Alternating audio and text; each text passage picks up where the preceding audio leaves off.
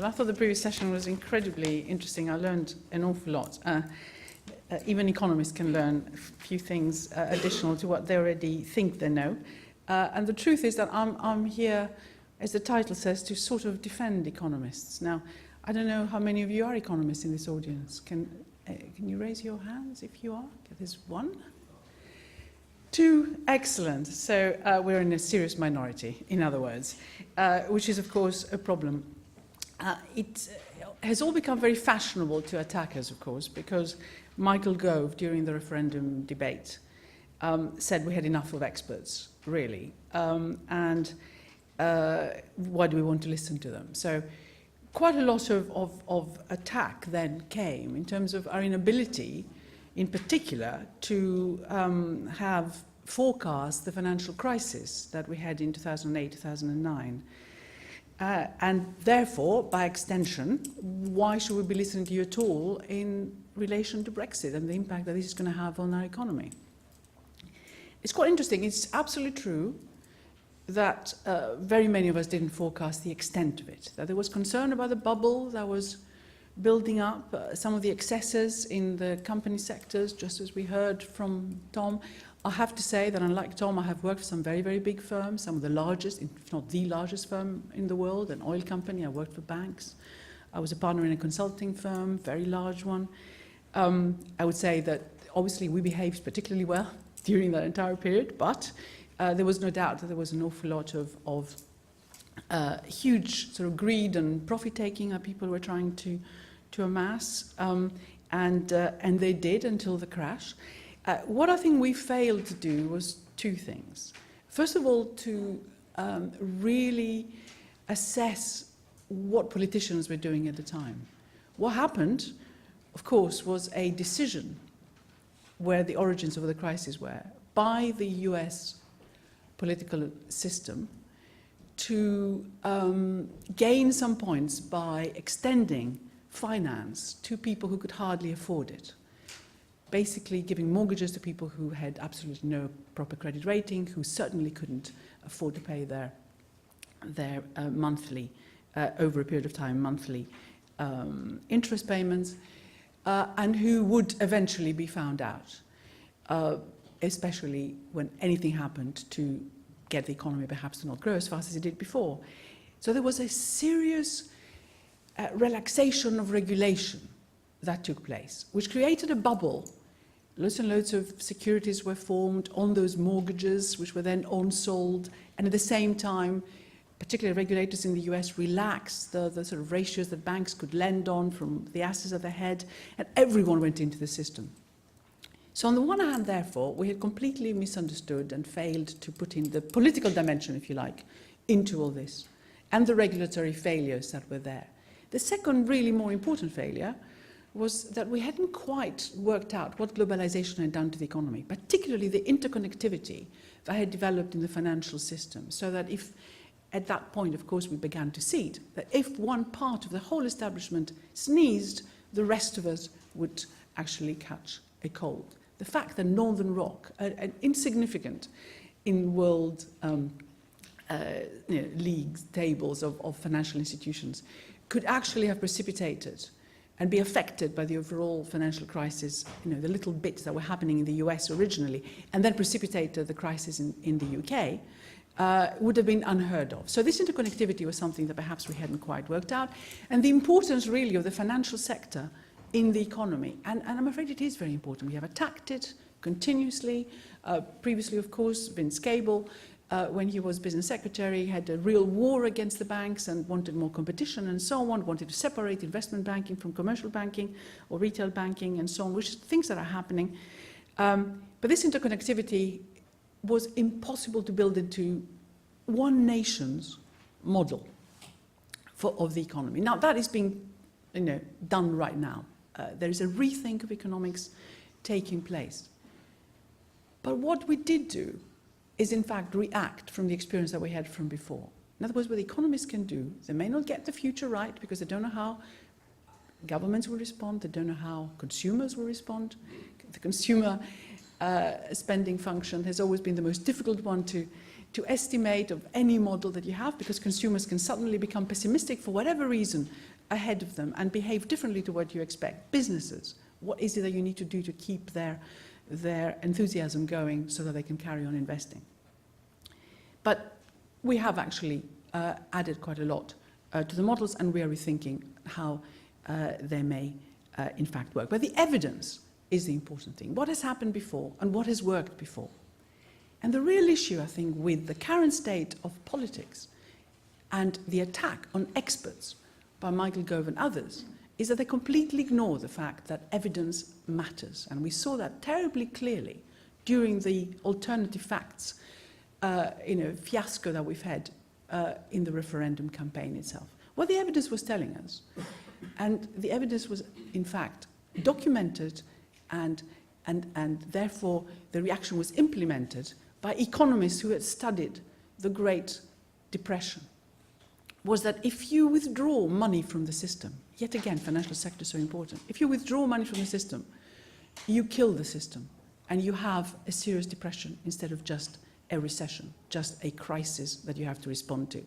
And this is exactly what all institutions, to the great relief of the world economy, did at the time of the crisis. We just pumped in huge amounts of money into the economy. I was at the time part of the National Economic Council's officials group that was sitting in Whitehall at the time of the crisis, trying to decide which bits of the economy particularly are going to suffer and what do we do. Of course, we didn't quite know how the reaction would be, but nevertheless, we did everything we could in terms of encouraging, again, house building, ensuring that employment stayed reasonably high, subsidizing this, that, and the other.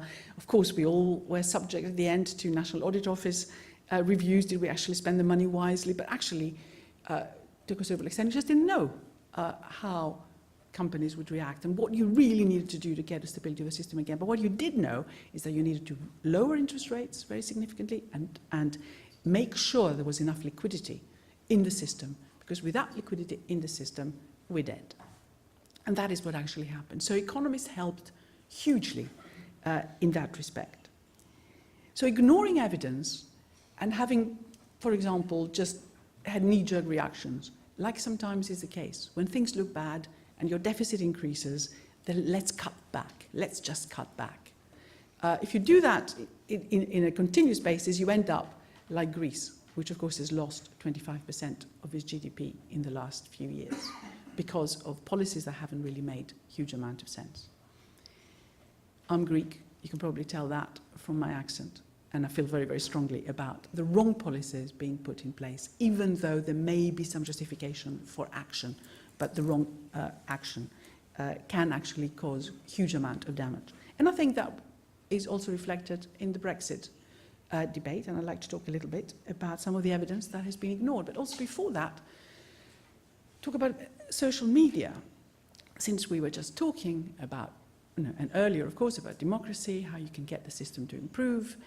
Of course, you can get all sorts of lovely, playful things happening through social media, but you can also seriously undermine the use of evidence, because it tends to be simple, it has to have an impact, quite a quick one, and that impact could actually encourage people to think and vote the wrong way.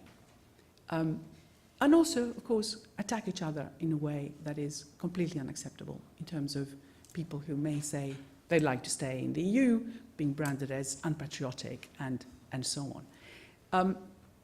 So social media trivializes issues. It can, of course, encourage all sorts of participation. That's brilliant, because the young have been much more involved recently. But also it can seriously distort and ignore evidence itself. So let's just talk about some of that evidence. For example, migration. There may be a small impact on wages at the lower end of the job spectrum. But overall, the evidence suggests that migration has done very, very little in terms of reducing wages. What it has done, it has allowed companies to expand. We may not like everything that companies have done. We may not like the way in which they use their people. That's down to our government to sort out. It's not down to the flexibility that we have because of the EU. What it has also meant, very interesting from an economic viewpoint, again, think of our models. If you have a relatively closed economy, you reach a certain level of employment. And after that, if you want to hire more people, you have to pay them considerably more, of course, but it restricts you because you can't pass that on to the consumer. So you grow more slowly. What you have if you have a completely flexible market is that you can import quite a lot of those skills and continue to expand.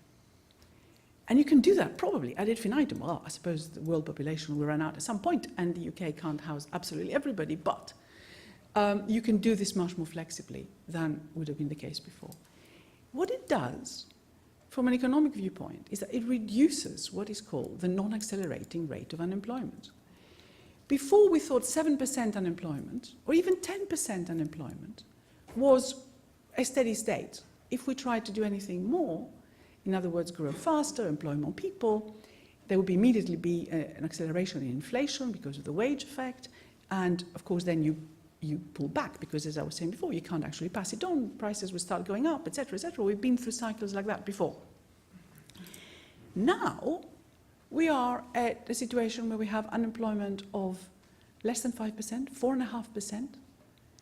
7% was considered to have been the right level just 2 years ago. Now, we have propelled ourselves ahead into a completely new environment where businesses can really invest and expand. And that's actually what they do. You cut that, you cut this possibility to bring people in, you have a poorer future ahead of you. And migration also has a number of other positive impacts, again, ignored. The interesting thing is we bring in migrants with skills already. We don't actually have to pay for them. We don't have to pay for them to be born, for them to have the medical attention that they get when they're kids, and so on. And they come ready-made, more or less.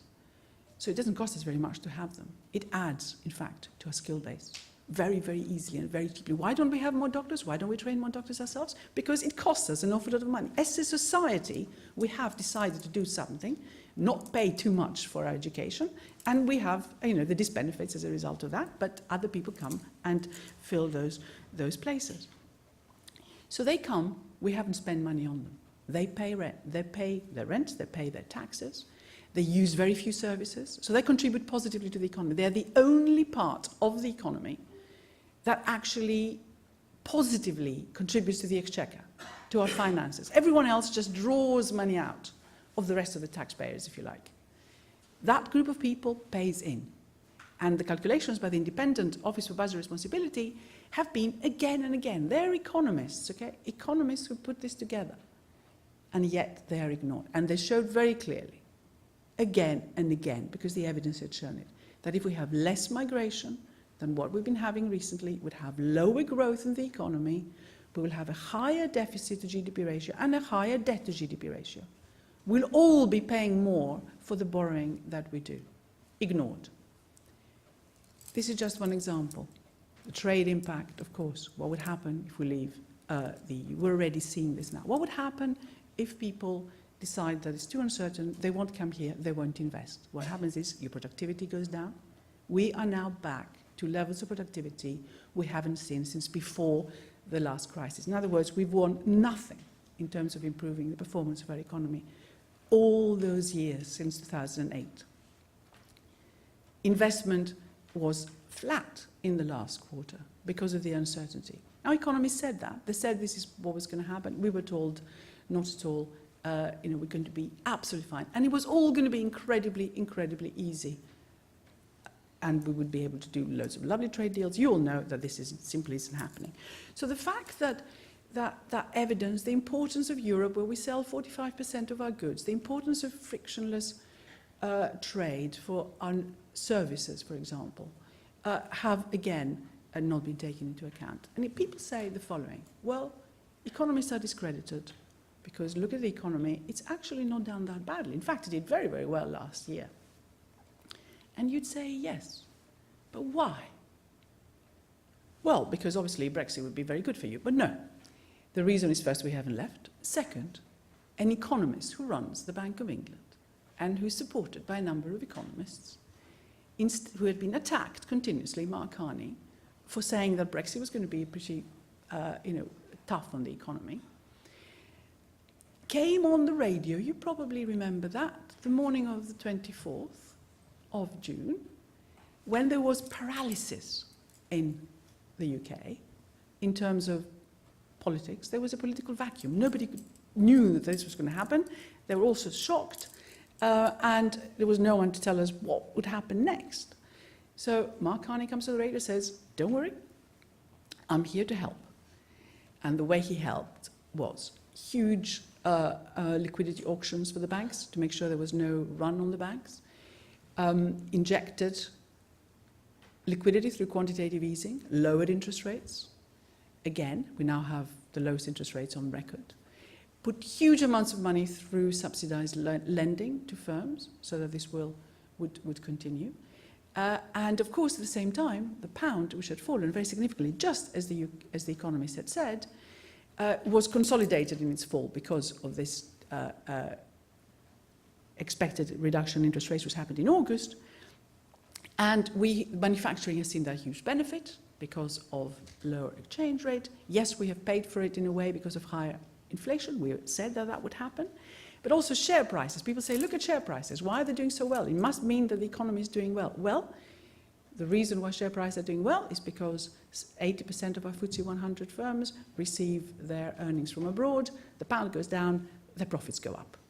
So it's as simple as that. Nothing to do with the underlying economy, which is now, finally, after all this time, slowed down very considerably. We're growing at the slowest rate in 6 years. We are at the bottom of the range of industrialized nations in terms of growth, and people are worried about Brexit. And what is happening, of course, is finally the evidence is being looked at. So why has the Labour Party suddenly said that they really want to stay in the customs union and the single market, hopefully forever? Because they've seen what the economic implications of being out would be, because they're already reflected in people's decisions of investing, spending, and so on. And of course, they don't want to be blamed when things go wrong after that. So evidence matters, and the real problem, as I've been saying, is that it's not really been forthcoming. The government does very few evaluations. I was head of the government, joint head of the government economic service, and that was what we're always pushing. Look at a policy, look at whether it works, and if it doesn't work, stop it. If it works, extend it, and make sure you sort of spread it across. And that doesn't happen a lot, but finally some of the evidence is beginning, I think, to come through. So yes, economists have a lot to answer for. We are definitely not perfect. We make mistakes. It takes time for some of the evidence to be accumulated. Some of the impacts of what's going on right now will only be felt in the long term. But what we found as economists, despite the fact that we were so attacked, is that this uncertainty has been brilliant for us. So don't feel sorry for us being attacked, because at the same time, everyone wants to know, what do we think will happen? I mean, we just clearly have no idea, because politics is what decides it. We always thought that economics works reasonably well if you're assuming that the human species that we're just discussing is rational and does things for a reason. We're faced very often with quite irrational, ideological politicians who mess things up a little bit. So you can blame them to a considerable extent for this. Businesses, which again came under a bit of attack in Tom's own discussion. And I have to say that I agree with quite a lot, because I myself am a founder of a company called The Good Corporation, which consults on corporate social responsibility. But the interesting thing is that even evidence from business, which you would have thought would have been seriously important for any decisions, has so far, during the campaign and since, been ignored. So the CBI is attacked by politicians who say, well, they represent the big beast, why do we want to listen to them? Even the smaller, the trade association representing the smaller firms have not been listened to. So they finally got together and saying, well, we have to add to each other's voices to get listened to, because we know how the customs union works. We know what it means not being part of the supply chain anymore. We know what the cost of manufacturing imports are as a result of the fall in the pound and what we need to do from here on. But because there is such concern, I actually sit on practically every Brexit advisory group that exists for for trade associations at present. But everyone wants to hear from us. I mean, I am here today. Derek and I have had long discussions about economics. But also, since we were talking about playing and festivals and things, to my astonishment, which was never the case. I mean, I've seen that a number of economists, like Varoufakis in Greece, have become sort of rock star type people, but even humble me are invited to festivals. So, WOMAD, I mean, I hadn't been to the WOMAD festival. I had seen the Glastonbury pictures and thought the English are mad to be going to these places with lots of mud and tents and things. Well, my car was nearly stuck in mud at the WOMAD festival. And then the wilderness one, which was quite amazing as well. I was about to get out of my car and go to the big forum tent to do a debate on Brexit. On WOMAD, it was overseas aid and Brexit. This one was Brexit and capitalism, or something like that. Loads and loads of people. I was in my car, and it was raining so hard. And I said, I need to be on stage in 10 minutes. If this rain doesn't stop, I'm not getting out of here. Because I could see what would happen on my way to the thing. I mean, first of all, I probably wouldn't make it.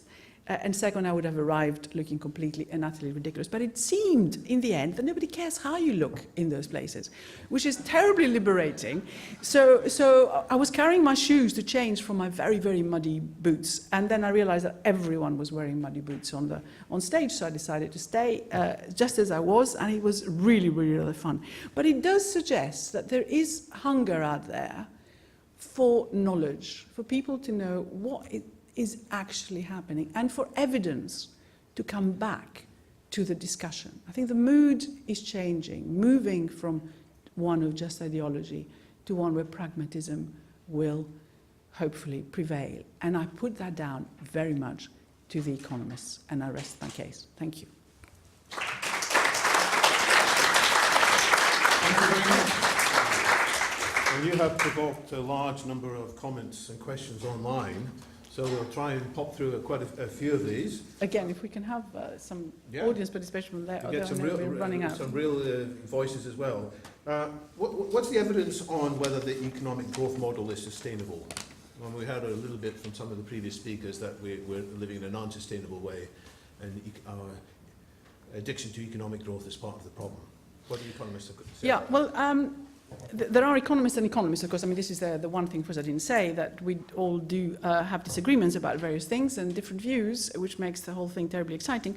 But there is no doubt that climate change and sustainability is at the heart of what all economists are looking at. So it's not that growth isn't good, because if you don't have growth, you can't actually redistribute resources in a way that makes sense and can save the planet and do various things that you need to do and transfer resources to the more needy nations and change the way you do. You need to invest to do that. And for that, you need to grow. So I'm completely of the view that growth is a good thing, but that you can do it in a different way. So I was involved in the climate change review that was produced when I was working for the government. So absolutely, at the essence of that is how we can sustain this growth. And what has happened is that in the Treasury Green Book, which is the thing that decides the calculation that you're making on your cost benefit and whether it's worth spending some money on a project or anything at all, has now sustainability and environmental requirements in it that need to be proven. What about the sustainability of our growing debt mountain? And when you talked about printing more money, is that a sustainable option given that there's huge numbers of hundreds of millions of pounds of debt already in place in the UK? We're able to borrow quite cheaply right now, and that needs to be taken advantage of, and already has been. But it needs to be taken advantage of, particularly in terms of investing in the right infrastructure and the right places, which of course includes some of the sustainable things. But it is true that debt levels are very, very high across the world. I'm afraid what we need to do in a number of cases is just write that debt off. And I'm not suggesting for the UK, because actually the UK can service it reasonably well, but a lot of debt that has been accumulated elsewhere is a serious problem. But what people need to understand is there is a difference between what's happening on the fiscal side and what's happening on the monetary side. Some of the monetary expansion we're seeing has added to debt, like subsidized lending to firms. But what is going on in terms of quantitative easing, so that you understand here, and in Europe, which is run, the European Central Bank run by another economist. There's an economist here, Mark Carney, who's Canadian. There's an economist Italian economist in the European Central Bank, is that this quantitative easing that is happening means basically putting money in the economy by buying that debt in the secondary market. So what is going on is that there is this hoovering of debt into the monetary authorities, which at some point I think we're just going to have to forget about. So there is a mechanism going on already to try and deal with that mountain of debt. But loads of people, there's a lot of money around.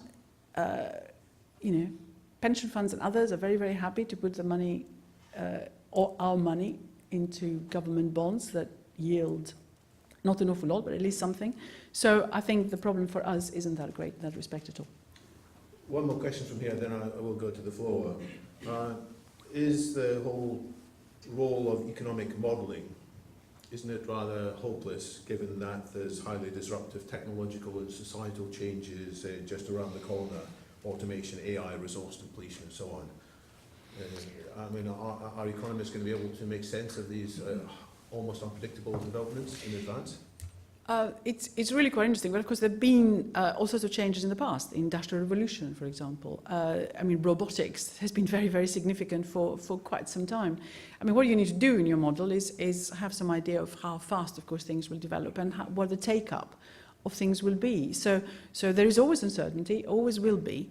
But what you do is that the way that your model is checked all the time is by the evidence of what has been collected so far and happened so far. There's always an element of uncertainty in the future, but this is why, in fact, economists now work very closely with, you talked about societal, with psychologists, sociologists, behavioral economics has become a very important part of it, and of course very closely with the scientific side. Certainly in the government, we had all those groups working much more closely together, and input from outside was coming in continuously.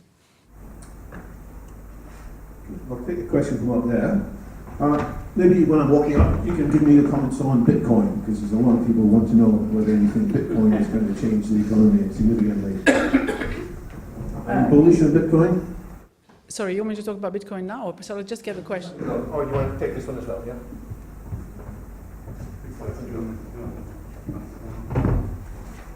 Yes, thanks. I think it's just worth being clear about some of the figures here. You mentioned 100 million or so. The debt in this country is over 1.5 trillion. We've printed more than 330 billion. You mentioned the importance of evidence. I see no evidence whatsoever of either of these numbers coming down. Oh, that may be the case, but that is the factual evidence. Maybe the case that you don't see much of the evidence of it coming down, but you're working on the evidence. No, there isn't any real evidence of it coming down. So I was talking about having to look at the evidence in anything you do. So you have to make decisions on that. Our debt has increased very significantly, and the forecast, if you look at them, suggests that the debt to GDP ratio is peaking and is probably going to be coming down from here on. It's not that the figures themselves are going to come down, but that the debt to GDP ratio is coming down. Debt is being hoovered up. I see no... No, I was talking about the ECB, which is hoovering up debt in the secondary market of other countries. So the way that they do it is they keep, by hoovering it up, they are reducing the yield on those bonds very significantly, which makes it easier for the government to service things and also to continue to borrow. So the debt situation that was raised before as a big issue, which of course means that you can't sustain growth, is being dealt with in that way. I'm not necessarily suggesting that we are reducing the debt. I said there should actually be debt forgiveness at some point, or debt relief in some of the countries which can't actually cope with it. But in terms of being able to continue to operate, what the European Central Bank is doing is buying up those bonds in very large numbers. As you know, it already has about 2 trillion, which is larger, of course, than our debt at present. And in that process has kept interest rates for those countries down and has kept growth and investment going. That's the only point that I was making on that. But you're quite right. Being bought with fake money, with money we're printing. So Yes, it yes. says on the pound coin, I agree. the value is the value of £1. It's not worth £1 anymore. Right. We're devaluing our own currency. Well, the interesting thing, of course, is that in Europe, it has been bought with money indeed that has been made up, and yet the euro is considerably stronger against the UK. So you've got to look at that. So what you, for now, Many questions about is there another bubble coming? Indeed, no. there could indeed be a bubble coming, and there are people who are already forecasting another financial crisis. And again, as you're rightly saying, we need to look at what the evidence tells us. Yeah. I think you covered some of this in your book, Is the Economy Stupid, don't you? I mean, it's a few years old, but it's still very relevant reading. Yes, it was a couple of years old, and it looked at some of that evidence and what the Europeans were doing as well, and whether we absolutely really need to worry about our own debt to the extent that perhaps the previous government had done. As we know, we've already seen quite a rethink of fiscal rules, a lot of relaxation in that respect. We're going to take one more question here, and then we will wind up for lunch. Thank you. I got the implication that you're encouraging borrowing, and I came across, can't remember the source, but I read somewhere that when debt goes, in any country, goes beyond a certain level, that's when creativity stops. And I wonder what you could comment on that. Well, all right, first to clarify, the reason why monetary policy has had to intervene to the extent that it did, and it's not ideal, just actually also touching on the previous question, is because there has been austerity on the other side. So because of the high debt levels and because of the high deficit to GDP ratios that people had after the crisis, because they had to save their banks and there was a lot of unemployment and all that sort of stuff, and the economies really slowed down. If it hadn't been for monetary policy, we would have had a serious depression in Europe. That was the point that I was making. Not necessarily that we can rely on monetary policy forever. And what needed to happen is that there should be more balance, and needs to happen now, more balance between monetary policy and fiscal. So we don't quite have that.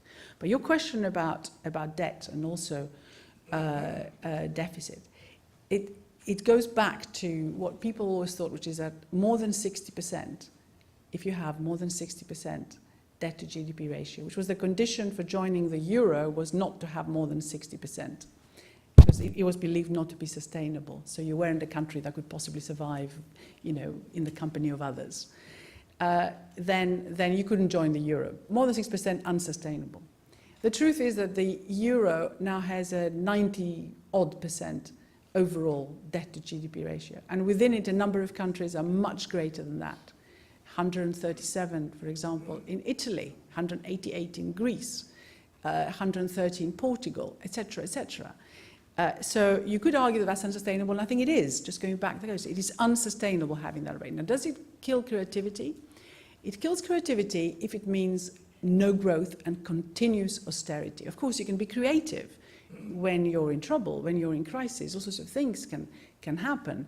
But actually, it is much harder to do reforms and be creative when you're under pressure all the time, and for the government to really even focus in working properly in terms of combining with business to encourage creativity, because creativity doesn't happen on its own. It's an ecosystem that develops, sort of like we've been hearing before.